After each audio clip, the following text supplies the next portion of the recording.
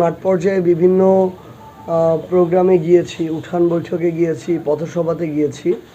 তখন বেশ কয়েকটা কেন্দ্র থেকে, ওই কেন্দ্রে আমাদের যারা দায়িত্বশীল আছেন তারা তাদের জায়গা থেকে আমাদেরকে বলেছেন যে আমরা যেন ওই কেন্দ্রগুলোর জন্য এক্সট্রা একটা আমাদের নজর রাখি এবং প্রশাসনকেও জানিয়ে রাখি যে এই জায়গায় অন্য যে আরেকটি রাজনৈতিক দল রয়েছে তাদের কিছু নেতাকর্মী আছে যারা উগ্রতা প্রদর্শন করে।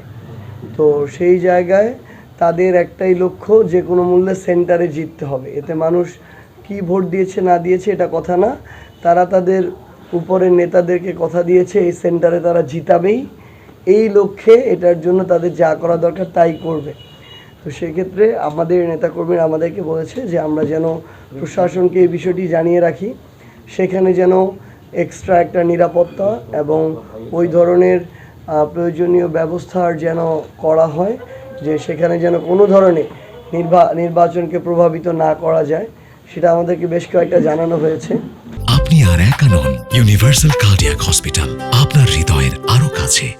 আমরা আমাদের জায়গা থেকে আশা করি কালকে প্রশাসনকে কিছু জানাবো এবং আমরা এইটুকু স্পষ্ট করে বলতে পারি প্রত্যেকটা সেন্টারে আমাদের 300 থেকে 400 জনের একটা দায়িত্বশীল আমাদের নেতাকর্মীরা থাকবেন, যারা এটা পর্যবেক্ষণ করবেন যে সব কিছু ঠিকঠাক হচ্ছে কি না।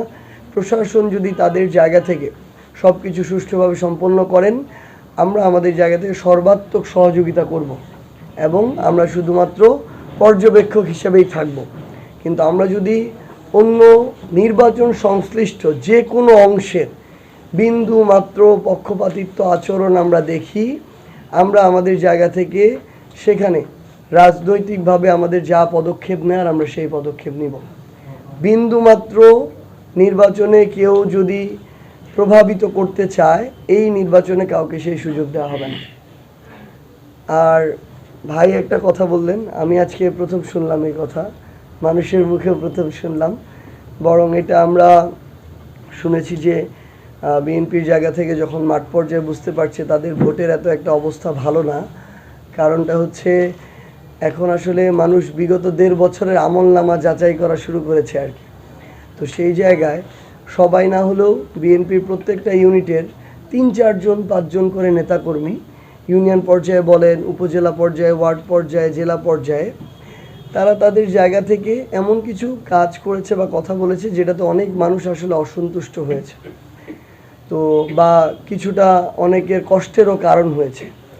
তো সেই জায়গা থেকে তারা এখন সিদ্ধান্ত মানে দোদুল্যমান কিছুটা অবস্থা অনেকে আছে। অনেকে বলছে যে না, আমরা এবার শাপলাকলিতে আস্থা রাখতে চাই। অনেকে বলছে যে জামাত বা এনসিপি ওনারা তো জুলুম করে নাই, অন্তত পক্ষে সেবা করার হয়তো চেষ্টা করেছে। তো সেই জায়গা থেকে আমার কাছে একটা জিনিস মনে হয়, মানে আমরা মাঠ পর্যায়ে যেটা শুনছি যে তারা তাদের জায়গা থেকে হয়তো চেষ্টা করছে বা করবে, কিন্তু শোনা কথাকে আমরা কান দিতে চাই না।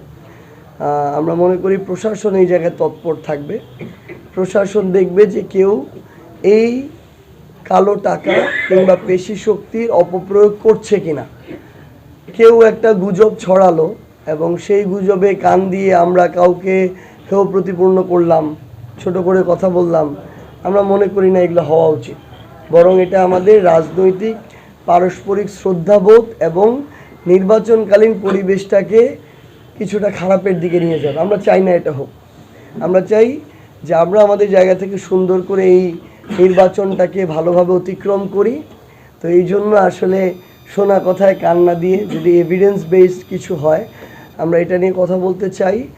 আর যেহেতু এতদিন পর্যন্ত, আজকে পর্যন্ত পঞ্চগড় 1 আসনে কোনো ধরনের নির্বাচন কেন্দ্রিক অনাকাঙ্ক্ষিত ঘটনা কিন্তু ঘটে নাই। কালকে থেকে আমাদের নির্বাচনের প্রচারণাও শেষ হতে যাচ্ছে এবং আমরা মনে করি এটা ঘটবেও না ইনশাআল্লাহ। আমাদের মধ্যে ওইটুকু শ্রদ্ধাবোধ আছে। মাঠ পর্যায়ে কোথাও যদি কোনো অনাকাঙ্ক্ষিত ঘটনা দেখি, আমরা যেমন প্রশাসনকে জানাই, আবার ওই দলের প্রার্থীকেও আমি ফোন দিয়ে জানাই যে এটা হচ্ছে, আমার মনে হয় এটা এইভাবে হওয়া উচিত নয়। সো আমরা বিশ্বাস করি আমরা ওই সুন্দর একটা পরিবেশ বজায় রেখে নির্বাচনটা শেষ করতে পারবো এবং এই ক্ষেত্রে আমরা প্রশাসন, আমাদের মিডিয়ার যারা গণমাধ্যম কর্মী রয়েছেন আপনারা এবং সংশ্লিষ্ট সবার আমরা সর্বোচ্চ সহযোগিতা প্রত্যাশা করি।